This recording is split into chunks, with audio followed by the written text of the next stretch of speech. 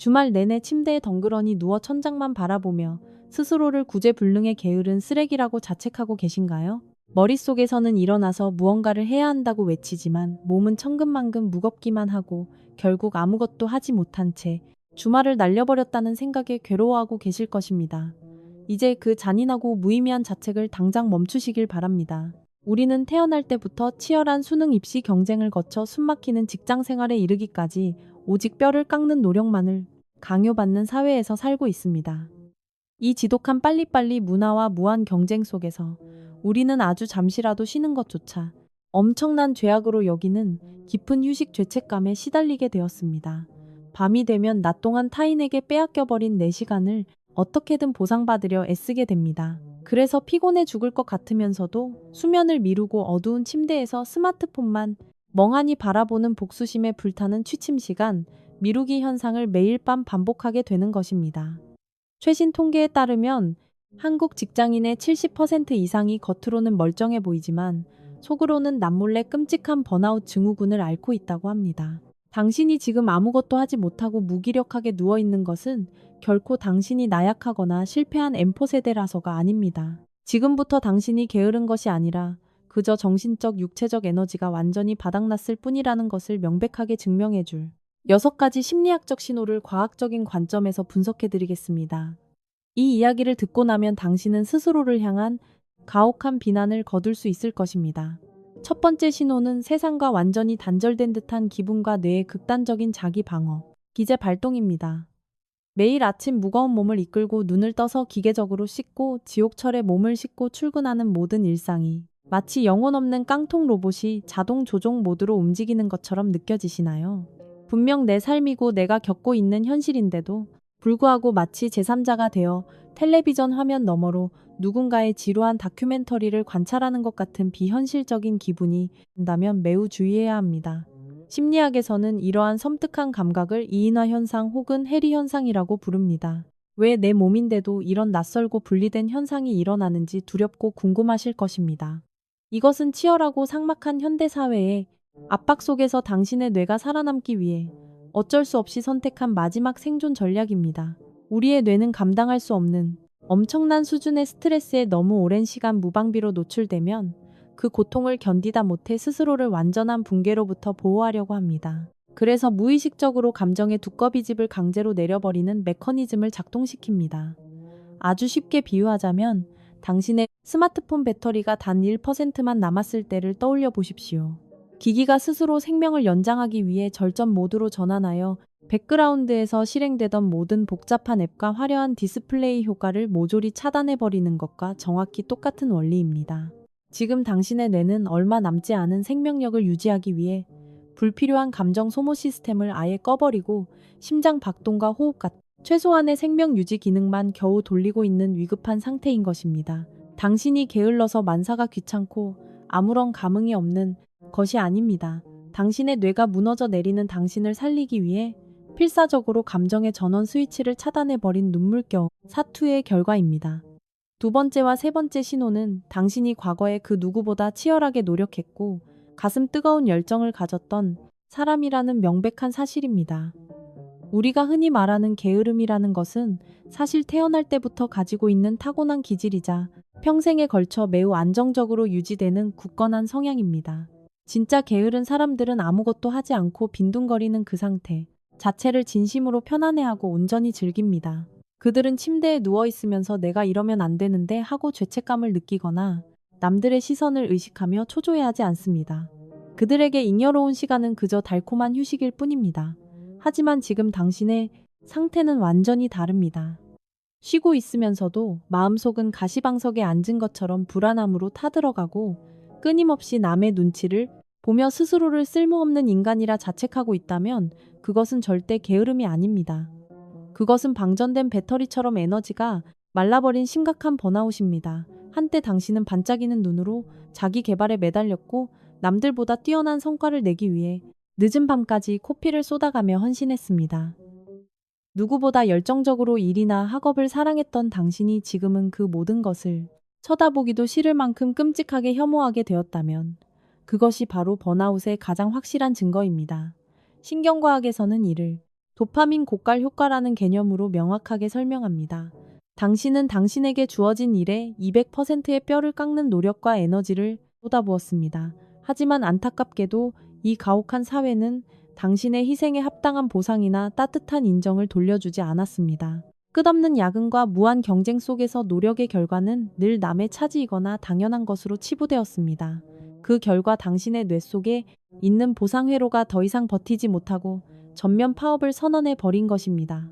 자신을 갉아먹으며 모든 것을 바쳐 헌신했지만 돌아오는 것이 차가운 잿더미와 허무함 뿐일 때 우리의 뇌는 동기를 부여하는 도파민 분비를 완전히 멈춰버립니다. 당신의 과거를 빛내던 그 아름다운 열정이 지금의 거대한 분노와 무기력한 원망으로 변해버린 진짜 이유는 당신이 게을러져서가 아닙니다. 당신이 당신 자신을 너무 오랫동안 잔인하게 쥐어짜냈기 때문입니다. 네 번째와 다섯 번째 신호는 이유 없는 짜증과 극단적인 자기 방치입니다. 우리는 흔히 게으른 사람을 떠올릴 때 그저 천하태평하고 세상 일에 무관심하며 느긋한 사람을 상상합니다.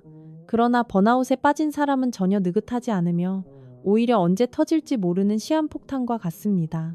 평소라면 그냥 웃어넘길 수 있는 아주 사소한 일에도 불같이 화를 내거나 주변 사람들에게 날카롭게 신경질을 부리게 됩니다. 이것은 당신의 성격이 나빠진 것이 아니라 뇌 구조가 만성 스트레스에 의해 물리적으로 변형되었기 때문입니다. 신경생물학적으로 설명하자면 만성적인 스트레스에 지속적으로 노출될 경우 우리 뇌에서 감정을 조절하는 편도체가 비정상적으로 비대해지고 스트레스 호르몬인 코르티솔이 과다 분비됩니다. 비대해진 편도체는 감정의 브레이크를 완전히 망가뜨려 당신을 아주 작은 자극에도 극도로 예민하고 공격적으로 반응하게 만듭니다. 이와 동시에 당신은 자신을 돌보는 아주 기본적인 행위조차 포기하게 됩니다. 밥을 챙겨 먹거나 씻는 것을 귀찮아하며 외부와의 연락을 모두 끊고 어두운 방 안에 스스로를 고립시킵니다. 이것은 당신이 지저분하거나 게을러서가 절대 아닙니다. 이미 신경계의 에너지가 완전히 고갈된 상태에서는 화장실에 가서 칫솔을 집어드는 그 가벼운 행동조차 에베레스트 산을 등반하는 것과 맞먹는 엄청난 정신적, 육체적 에너지를 요구하기 때문입니다. 생존에 필요한 최소한의 에너지만 남은 위급한 상태에서 당신의 뇌는 자기 관리라는 고급 기능을 과감하게 포기해버린 것입니다. 여섯 번째 신호는 이 모든 파괴적인 변화가 하룻밤 사이에 일어난 것이 아니라 아주 오랜 시간에 걸쳐 조용히 당신을 갉아먹었다는 사실입니다. 심리학자들은 번아웃이 총 5가지의 뚜렷한 단계를 거쳐 악화된다고 경고합니다. 첫 번째 밀월기, 두 번째 스트레스 발생기, 세 번째 만성 스트레스기, 네 번째 번아웃기, 그리고 마지막 다섯 번째 습관성 번아웃기입니다. 여기서 우리가 가장 뼈아프게 주목해야 할 부분은 바로 첫 번째 단계인 밀월기의 무서운 함정입니다. 한국 사회에서는 입사 초기나 새로운 프로젝트를 맡았을 때 수면 시간을 줄여가며 자신의 몸을 혹사하는 것을 성실함과 열정이라는 이름으로 극찬합니다.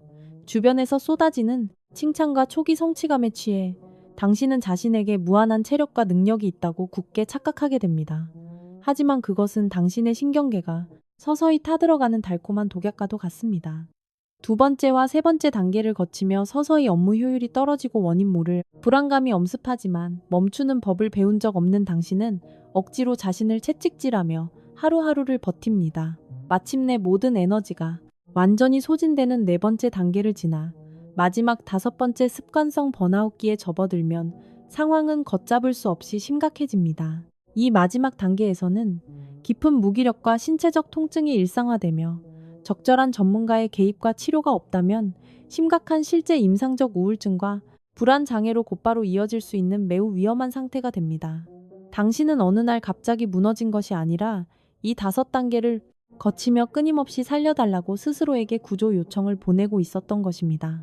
여섯 번째이자 마지막으로 우리가 반드시 짚고 넘어가야 할 아주 중요한 사실은 잠시 멈추는 것조차 허락되지 않는 가혹한 사회 속에서 어떻게든 숨을 쉬며 살아가는 방법입니다. 여기서 우리는 가짜 휴식과 진짜 휴식의 차이를 명확히 구분해야만 합니다. 수많은 사람들이 지친 하루의 끝에서 소확행이라는 이름으로 스마트폰을 움켜쥐고 밤새도록 소셜미디어를 끝없이 스크롤하며 위안을 찾으려 합니다. 하지만 신경과학적인 관점에서 볼 때 이것은 결코 진정한 의미의 휴식이나 회복이 아닙니다.